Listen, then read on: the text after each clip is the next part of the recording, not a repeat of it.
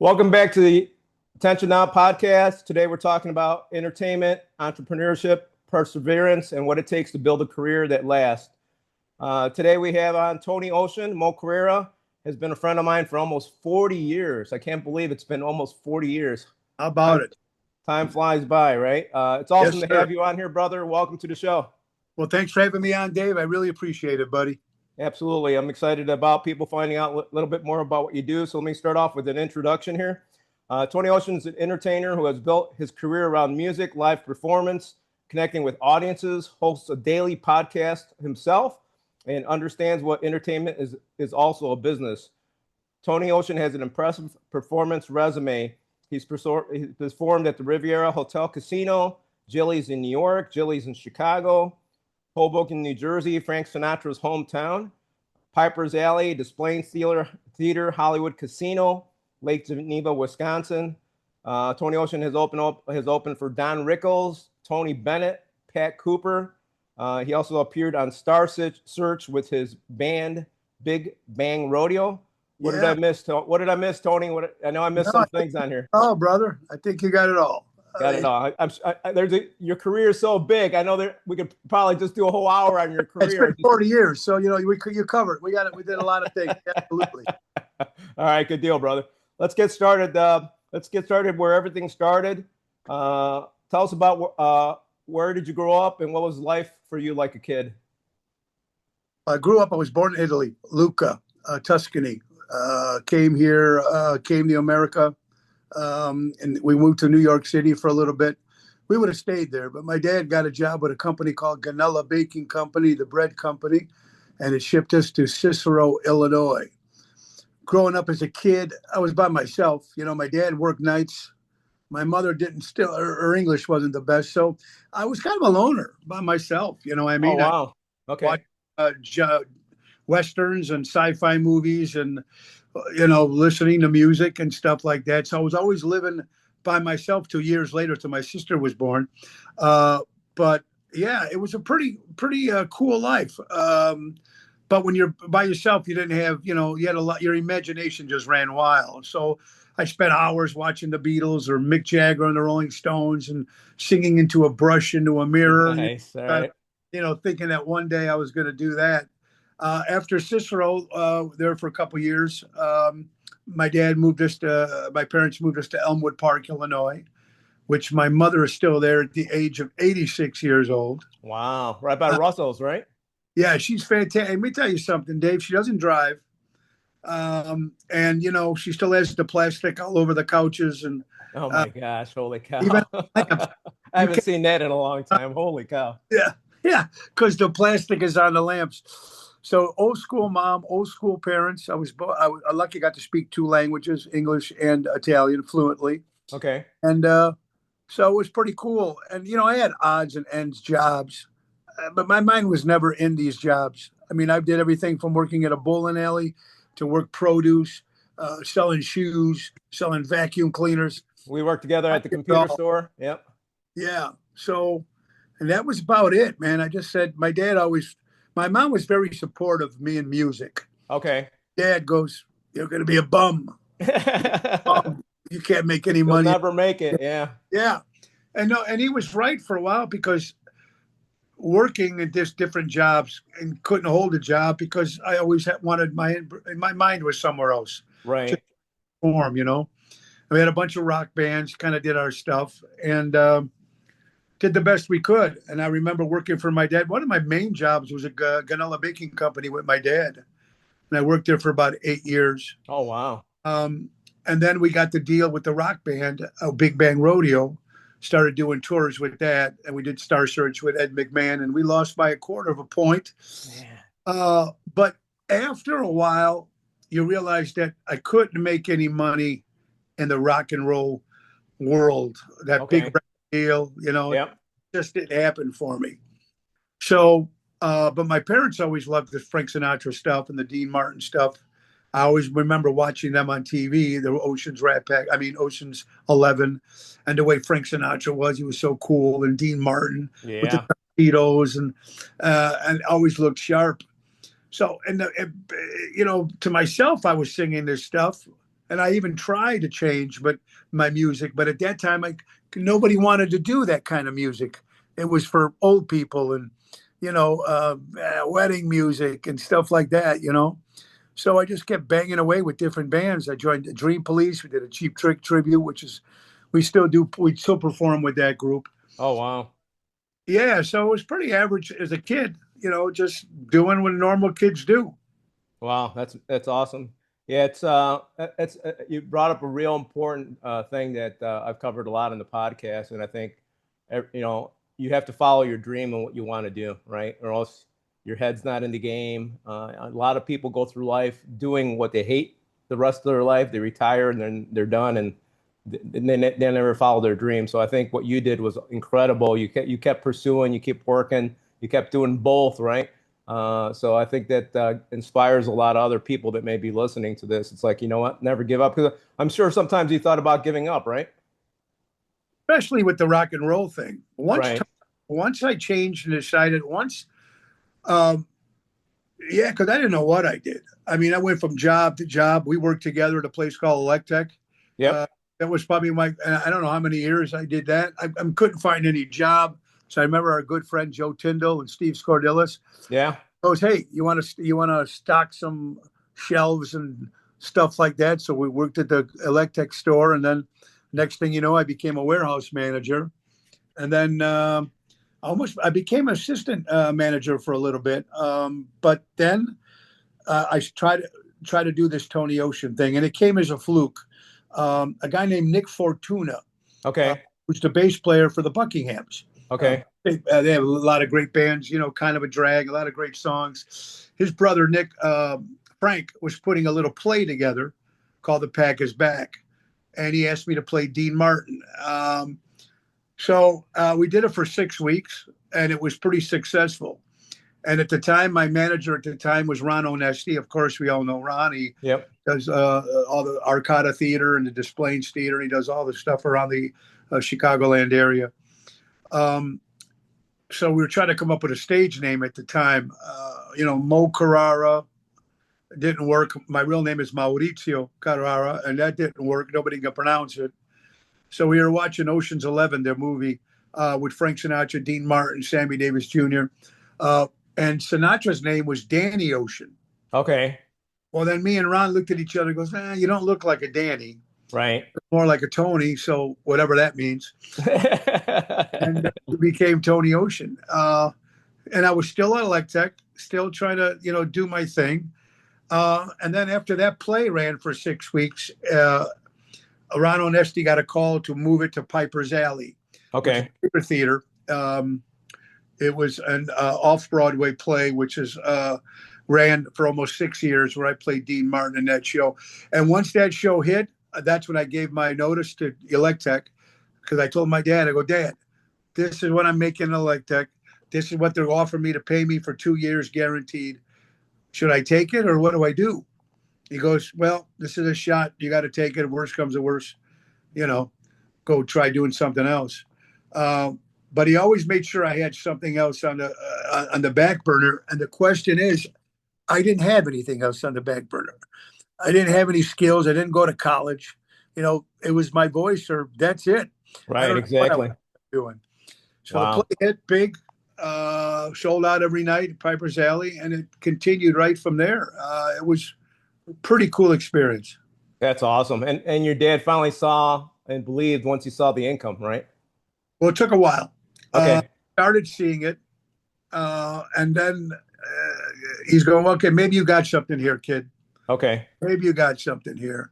Um, so after playing all the nightclubs and casinos and doing what I did as Tony Ocean with it following, came up with a couple CDs, did a couple little tours. We opened, like I said, Don Rickles, Tony Bennett, Andrew Dice Clay. We opened up for a lot of different people, Pat Cooper, John Nice. Legend. So it was just the right place, right time. And I just fitted at that time. You know what I mean? Wow. And it really worked. And it had to be the people that come and support you, and the agencies and the clubs and the restaurants and places that if you don't have the people, you could be the greatest entertainer in the world. But if nobody comes to your shows and spends money, They don't care how good you are. Yeah, exactly. They don't care, yeah, what you sound like. Yeah, you gotta it's not just about the singing, you gotta be able to entertain the people and make it fun for them too, which is pretty Yeah. cool. We released Sleep Warm Baby, my first CD, and then we followed with Ocean's 11, No Brown Shoes After 4 o'clock, then the Park West. And all of a sudden, after I was doing all that stuff, touring and playing, all of a sudden I get a call from a Stan Wozniak and Jimmy Cerrone, who I was working at a place called Ditka's downtown, Okay. of course, Coach Ditka's place. I was working there on weekends. Um, it was a sports bar. I met a lot of people, but it wasn't my niche. It wasn't my niche. So Stan Wozniak and Jimmy Cerrone from Jilly's on Rush Street, Okay. named after Jilly Rizzo, Frank Sinatra's bodyguard and best friend. The original one was in New York. They opened one on Rush Street. I got the shot there. He goes, I'm going to offer you Sunday, Monday, Tuesdays. And Sunday, Monday, Tuesdays, you think it's dead because, who goes out Sunday, Monday, Right, Tuesday? exactly. Right. The only thing that made Jilly successful for Sunday, Monday, Tuesdays were all the conventions that came in. Oh, okay. And there was always conventions. So when people went to Gibson's or they had dinner, where are they going to go after that? Yeah. Jilly's was one of the most places that had live entertainment. Wow. Crowds on Sunday, Monday, Tuesdays were huge. Wow. And it worked good. I was there for 15 years. The one in Lake Geneva, the one in the city, the one in New York, and meeting all these great people. And then I get a call from Steve R. Shrippa, better known as Bobby Bacala from The Sopranos. Okay. At that time, he wasn't Bobby Bacala. He was the agent for the Riviera in Las Vegas, Nevada. Oh, nice. And Nick Caruso Sr., the owner of Jilly's, and Jimmy Cerrone reached out and said, why don't you give my guy a try? Went to the Riviera in Vegas and did very well there and enjoyed a lot of fun there. And boy, the stories and the people I met, I'm just overwhelming, but I'm so humbled to be able to do what I'm doing. That's incredible. What was the place that made the most impact for you personally where you performed? It started at a little place called Cafe Clemenza in Hoffman Estates. Okay. That was my big king. And then the play, of course, at Piper's Alley. And then, of course, Jilly's. I mean, and you've been there many times, so you know what it was like. Right, right. It was anybody showed up at Jilly's. One day it could be Tommy Lasorda, Tom Jones, Harrison Ford, Tom Cruise. You never knew who was going to walk through the door.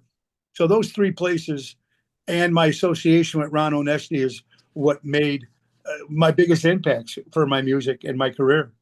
Yeah, you got to make sure you're networking with the right people, right? And what you mentioned earlier that there's some people that could sing but don't bring in the crowd. What's that differentiator? What do you think that they're missing, and what would they need to change if there's somebody out there listening to this? It's like, man, I can't bring. Is it personality or what? I don't know, man. I couldn't tell you the answer to that. There's a lot of great singers in the Chicagoland area, and a lot of them do very well. I've just been very fortunate. I think sometimes when you've been around as long as I have, sometimes you'll see the name up on a marquee. Okay. Never heard of you. They maybe think you're actually bigger than you are. So they come and see who this Tony Ocean guy is. I just been lucky. I really have. With God's help and the people around me, I see a lot of people out there who might be able to sing or might have some sort of talent, but they don't jump on it. Right. And the worst thing in life, Dave, the worst thing in life I learned is wasted talent. And it really is. There's a lot of people out there, I'll do it later, or I don't know. Yeah. I'm afraid. My people, what makes it? My people are drinkers. My people love to spend some money. Cigar smokers, they like to enjoy. They like to cabaret, as they would say that word. And a lot of the younger generation don't know anything about. But and that's what it was. The right people and the following of the people that come and support me all almost 40 years now. Yeah, I had the opportunity with our good friend Steve that passed away to go see a couple years ago. And one thing that I noticed is that you could see the passion that you still love what you're doing after all these years. And I think people could feel that, right? Everyone was around you, dancing, having a great time, right? So, I encourage whoever's listening to make sure you go out and see these Tony Ocean's performance. I need to get out to one of the Rat Packs one of these days to check that out because I know that's probably amazing as well. But how do people find out where you're performing, Tony? We are at TonyOceanMusic.com. TonyOceanMusic.com. Give us all our dates. Plus, I have a podcast called Ocean's Pit on Monday through Friday. We give our dates there. But you can find all my dates and the Rat Pack shows. And our Ocean's Rat Pack is a tribute to Frank Sinatra, Dean Martin, and Sammy Davis Jr. A lot of great stuff. We just did Three Oaks, Michigan, the Acorn Theater. Last night we were at the beautiful Darien Fest. Tomorrow we'll be at the Taste of Elmwood Park. Oh, nice. We got Taylor Street Fest coming up next Friday. We are in Mississippi, Iowa, Kentucky, Nebraska, Texas. And of course our cruise ships that we do every year. I've done 8. The next one coming up is January 10th through January 17th. We'll be back on the Royal Caribbean, the Star of the Seas, the biggest ship they have. And I'll be playing with our good friends, the great band from Chicago, Seventh Heaven. Oh, so, nice. Okay. They do their stuff. We do ours. So that's a lot of fun too. Who was the most impressive person that you met, performer wise, that you're kind of blown away when you met him? I'll tell you the story. We're at the Riviera in Las Vegas. Okay. I had a few pops that night. Yeah. A few pops every night, actually. So it was a late night. I got a call at like 6 o'clock, and I'm staying at the Riviera. It's my agent, Jimmy. And he called me 4 times. I didn't answer. Okay. I go, okay, so it's got to be important. So I woke up with Jimmy. What's going on? He goes, you got to get to the MGM. MGM? It's all across town. He goes, I'm beat, Jimmy. I'm beat. No. You got to get. Yeah. You got to be there. Yeah. I jumped in the shower, dressed up, get to the MGM. Got to the front door. There was a man waiting for me. Went up to the suite, and sitting right like as close as you are, Dave, was the legendary Jerry Lewis. No way. Oh my gosh. Dropped. And it was like, holy cow. And I don't know. I was like, like Jackie Gleason. I don't know what to say. I go, Mr. Lewis, thank you so much for your your laughter and making us happy and all those great years. And it was pretty cool, man. Wow, that's incredible. That's a legend. Holy cow. Yeah. And he worked so much with Dean Martin, which was incredible, right? Oh, the work they were together is unbelievable. I did some shows with Dean Martin's daughter. Okay. Sinatra's daughter. Tony Bennett was a sweet man. Don Rickles, great. Pat Cooper, Andrew Dice Clay, they were all great. I can't imagine being in the room with Rickles. Him just ripping people apart. He's hilarious. Yeah. Well, you know what was interesting about Don Rickles that people didn't realize? Tony O is his stage manager, road manager. And when he would play a theater, there'd be a line of people to get in the theater before they opened the doors. Okay. O's job was to go into the audience and pick out the unique looking people. There'd be maybe a heavy set person or Hispanic or Chinese or Native American, or African American or tall or whatever it was, and put them all in the front row. Oh my gosh. Front row seat, so Don Rickles could just go bam, bam, bam, bam. And help them. But anybody that got insulted by Don Rickles, he gave him a bottle of Dom signed. Oh wow. Cool. Okay. Great experience. Man, oh man, yeah, we need to get back to that. People need to stop being so sensitive and get back to those old days. I love that. Speaking of pops, you were talking about a little while ago. I asked somebody else on the podcast. I want to hear your answer. Was Dino always really drinking? No. Yeah. No. Sinatra drank.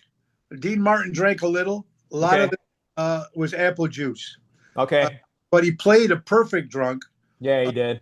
If Dean Martin was as drunk as they say, where you never would have had 4 or 5 major TV show deals with major studios if he was a big drunk like that. That aside, and he did a very good job at it. Yeah, that's true. That's a good point. So you've had a great career. So obviously with any type of business, there's a back end, right? People see an entertainer, but behind a successful entertainer is essential. It's a business. What did you realize about being talent wasn't enough where you also had to understand business. Did you understand business? Did you hire somebody to Basically, I did. help I you with that? Yeah. people in my corner, Rob Okay. Esty, Jimmy Cerrone, Got it. Tony Stark, LaBarbara, and my wife now, Laura, who's doing it, and some great agents. They knew a lot of stuff. I just knew how to show up and play. Nice. In my podcast, I don't even know how to bring a guest on. My wife does all that. Oh my gosh. So I was brutal at that. And Congratulations on your marriage. You've been married a while too now, right? well, this is my wife Laura. We'll be married 10 years in Awesome. January, and she's my fourth wife. Okay. I know it I've been sounds down the path too, brother. Yep. yeah, and, it's not easy being in this business. You got to understand something. Even though the wives I had before, they're kind of, or any relationship you have, they're kind of excited about the job that you have. But then when they have to live it and know that this is every night I'm out, I'm Right, working exactly. Sunday, I'm hardly ever home. And when my gig is over, or when I'm about to go to work, like a normal person, 9 to 5 finishes their job, but then that's when I'm leaving. Yeah, that's true. So some of the wives just didn't understand that. Laura's been a big inspiration of That's uh, awesome. Yeah, it's kind of like what I know I'm that doing. you're For a while, Dave, I went off the limb. My mouth got me in trouble, and because of the booze and everything else I might have been doing at the time. And I got to a point I was still working, but I was getting like, maybe dangerous to hire him because you never know what he's going to say. yeah, you could be a Uh, liability. Yeah. yeah. So, but I guess after just perseverance and keep doing what I'm doing, thank God the Lord put me in the right way, and so far everything has been good. That's true. Yeah, I think that having the right person in your corner, and I know you support veterans, first responders on your podcast as well, right? And a lot of those guys go through the same thing with multiple wives because they're not there for months, and you got to find someone that's understanding, which is extremely hard to find, which is awesome that you're able to do that. And what you said about the first responders, we do a lot of shows for them: police officers, firemen, nurses, of course, our veterans, our men and women in the military doing what they did for our country. If it wasn't for those people and the veterans, we wouldn't be able to do what we do. And I do a lot of benefits and a lot of charities, and I think that's very important to give back. Because to be able to do this for a living, if you think about it, you're singing for 3 hours. There's a lot of work to it, but I'm very fortunate to be doing it for a living at my age. I'll be 64 in December. Oh And wow, okay. full time doing it I've been very blessed. That's awesome. And like I said, great performance. So everybody get out there to see Tony Ocean. It's awesome. Hey, Uh, what's the best advice, business advice anybody ever gave you? my father told me to save money, but I never listened to him. So, uh, and I got great advice from everybody. I took a little Okay. of everything. You know what I mean? Sometimes maybe you might want to say something. A lot of times you might want to keep your mouth shut instead of saying something. But I always believed in life. Don't you just wish sometimes that people were just honest? Uh, just from the beginning, because there's so many fakes. Oh, I'm going to tell you a little story it was a movie called Donnie Brasco. I'm yeah. sure you've seen Great it. movie. Yep. There's a group of 5 Italian guys, they're gang, and they go into a nightclub, and there's another 5 guys on the other side. And they go, look at those. I'm not going to use the swear word, but look at those guys over there. Yeah, yeah, yeah. And then they go, let's go over there and say hi. So you just insulted them. They're Right. pieces of garbage. You're going to go over there, shake their hands, fake the stuff, and when you walk away, they're going to talk about you. So I've learned sometimes to try to keep my mouth shut, but sometimes I do get in trouble. I even had to put a CD out in 2000 called "Pardon My Past," and I went back to apologize if I offended anybody or if I did anything. And after that, everything kind of changed. Yeah. You know what? I think the gray hairs make us a little bit more wiser, right? I knew you when you were younger. We were both totally different, right? Yeah, yeah, big time, And big time. we're a product of wherever we grew up, right? So that's what we learn, right? I grew up in the next town over you, so I had a lot of the same ideas as well, which is Sure, interesting. sure. What's something that you've gone through personally that's changed you, changed your outlook in life overall? Like something personally that's happened to you? Children. Children, yeah. Children. I don't have any kids of my own. My wife Laura had 5 children with her first marriage, and now they're my kids. Oh, wow. I was so and because before, when you're by yourself and you screw up and whatever, you're only screwing yourself. Yeah, that's true. But when you have a family and stuff, and I'm still learning, man, every day. My wife, she, I'm a pain in, I could be a pain in the ass. I really can. But children's have made me a little smarter. But I'm still learning every day, man. And Yeah. I became a grandfather three times. Oh my gosh, congratulations. Nice. I have another one coming in March, so it's pretty cool that and you have good friends. I have great friends. I have a circle of friends who are really good, and I'm blessed with that. Awesome. You mentioned God earlier. How big was God as far as an influence in your life and succeeding, do you think? God, I've always been in my life. Even when I Okay. was a kid, I always prayed every day, uh, and it made me learn a lot of things, and I still learn every day. Um, but I think it's very important to believe in some sort of. It doesn't have to be everybody doesn't have to believe in the same God, but you should at least pray to somebody and believe there's an upper spirit up there because that's who gave me the talent.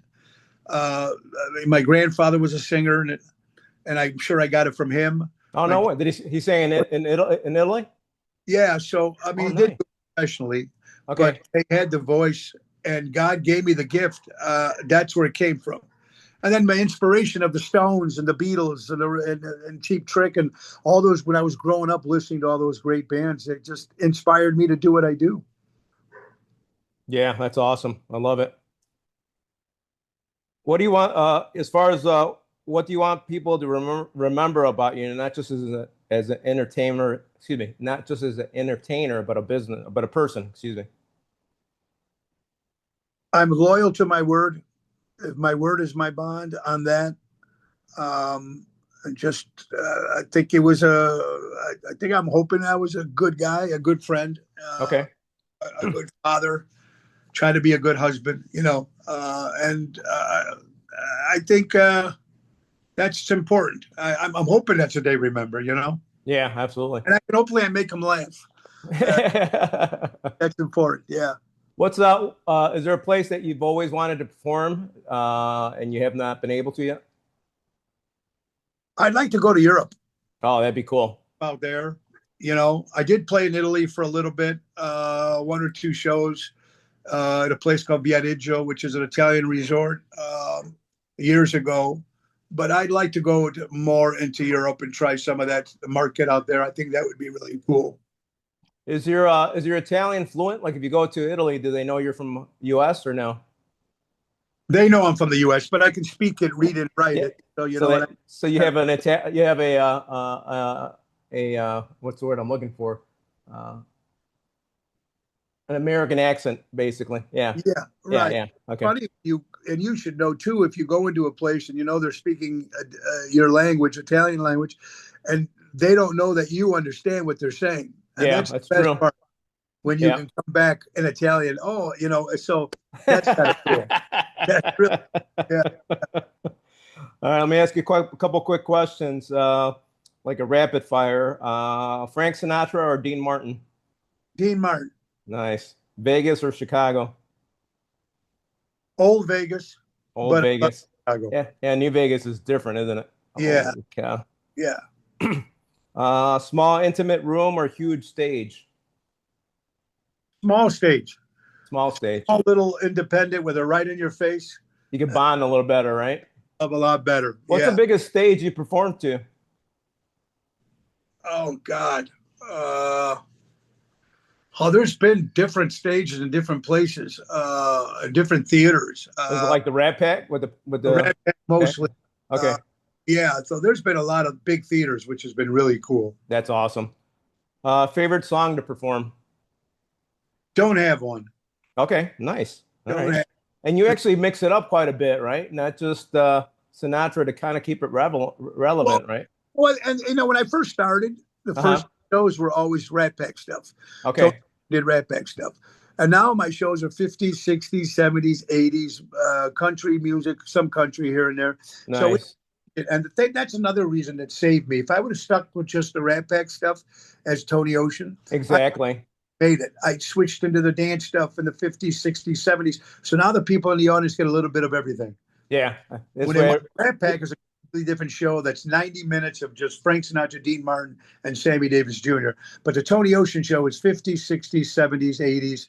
It's a retro show, you know? That's awesome. Yeah, that's way you kind of keep everyone happy. It's like, Yeah, oh, I don't want to just somebody may not, even though probably in our mind and your mind, somebody may not like Frank Sinatra, right? Or Dean Martin. It's like, yeah. So you can't do that all night long. Correct. right, exactly, exactly.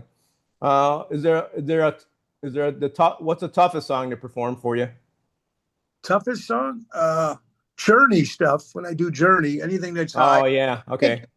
I can't do anything by like Bruno Mars or because they just talk too fast. I can't do it. So I won't touch a song that I know I So so do no rapping for you then.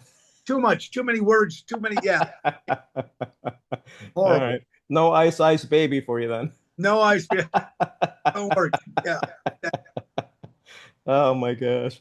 Uh, I probably know this. Favorite entertainer of all time.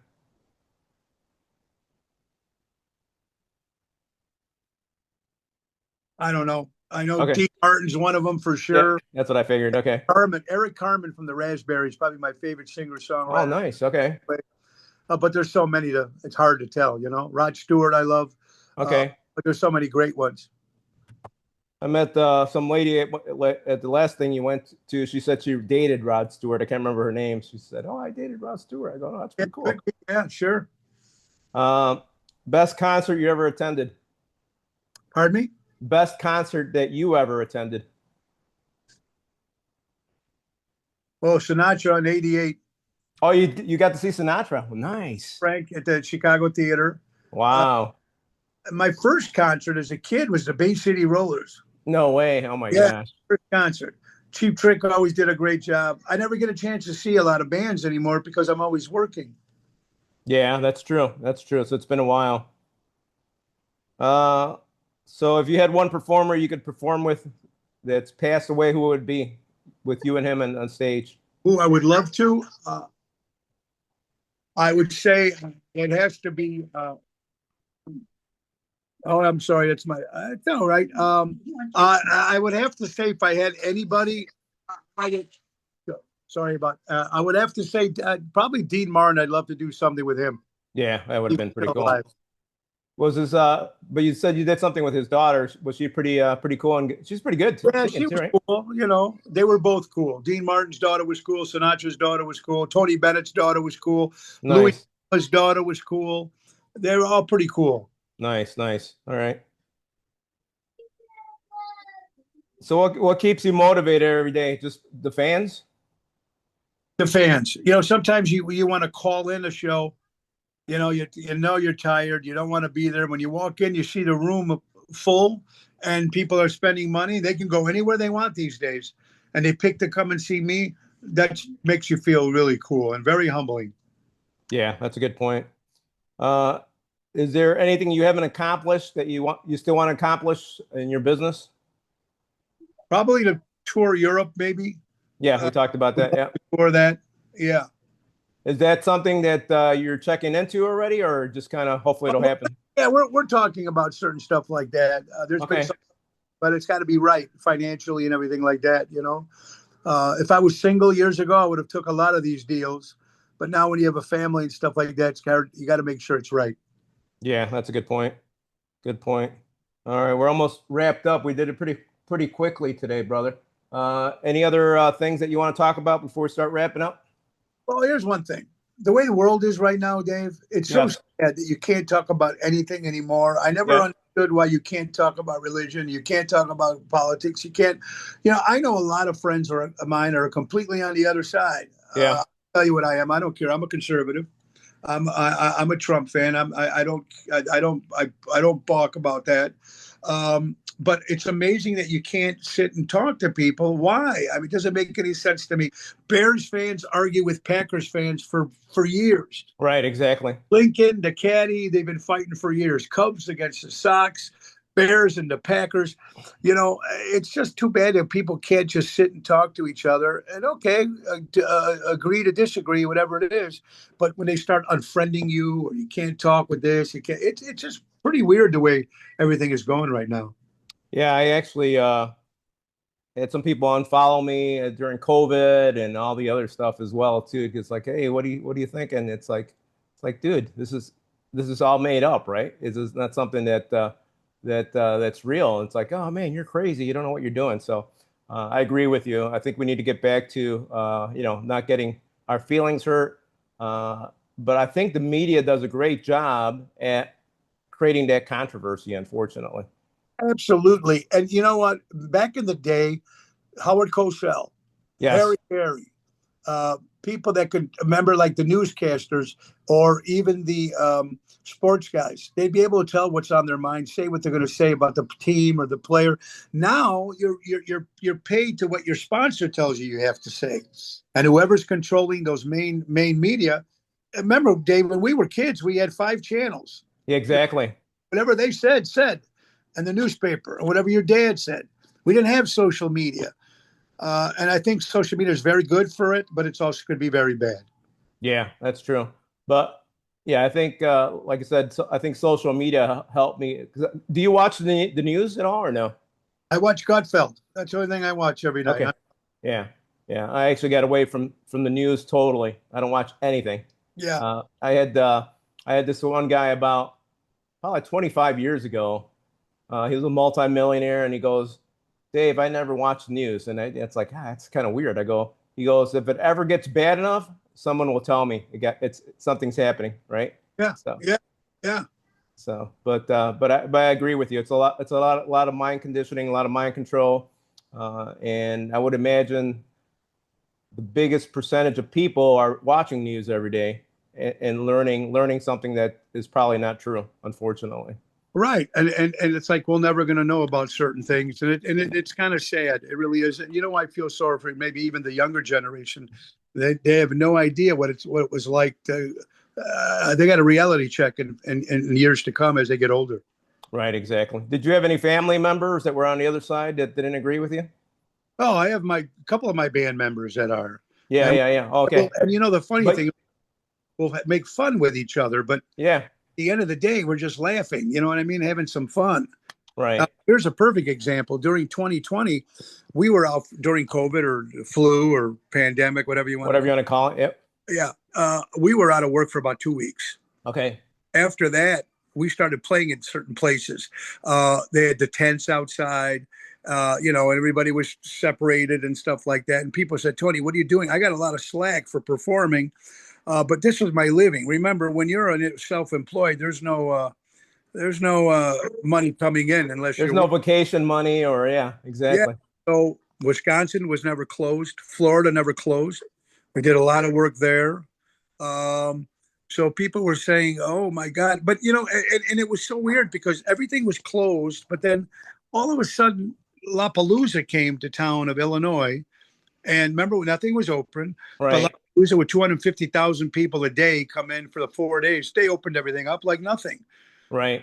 Even during the Wrigley Field, remember certain parts you can sit here, but you can't sit here. Well, Guns N' Roses was coming to town for 2 days. Just open everything up. And then they made you take that shot, which we never did. But, they scared people. And then they made you get this card. And then when you went somewhere, I asked people, have you ever been carded with that card? No, no one's ever said, let me see your card before you come in. Yep. Wow. Only time I think that was ever taken afloat was that maybe if you're traveling on an airplane, stuff like that. But I don't know, man, what they did to this world. It's pretty scary. Yeah, and I think something for people to keep in mind, Tony, is that no one's ever going to come save you, right? So it's not going to be the politicians. It's not going to be, it's not going to be the people on the news. So, I mean, bottom line is you got to take care of yourself and your family, right?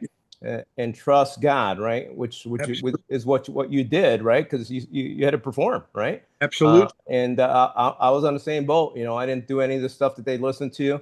I did get carded one time when I was still working. I was working at a company, and we had to go to New York to Google, and Google asked me for that, but I didn't have it. So it's like, Sure. yeah, sorry, I don't have it, sir. So, but and then it's crazy if people think about it. How many times has the government told you something, and then later on the story changes 100%, right? Smoking, the flu, whatever the case is, right? So, Yeah. And you never know what you're going to get. You're not going to get the truth, and it's pretty scary. yeah. So my what's the word? My true north is God first, right?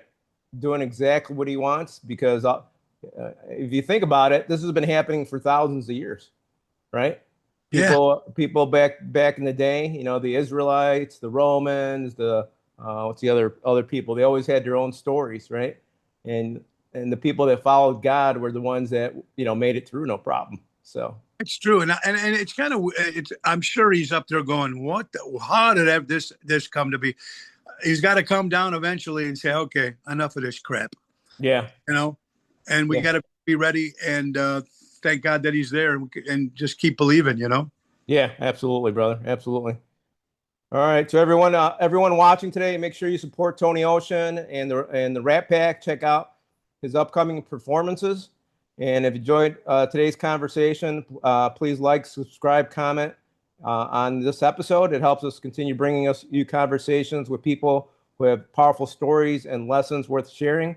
Stay focused, stay winning, and God bless you. Mo, thank you so much for being on, brother. Thank you for sharing your insights. Thank you for performing and helping people every day, man. You're making a huge difference. Proud to have you as a friend, man. Dave, thank you so much for what you do. Again, I'm sorry about your loss for your father. Thank you, brother. Very proud of you, and keep doing what you're doing. And remember, peace. We need it. God bless you, man. God bless you. I'm going to come out and see you soon, brother. You got it. Take All care, right. pal. Take care. Bye bye.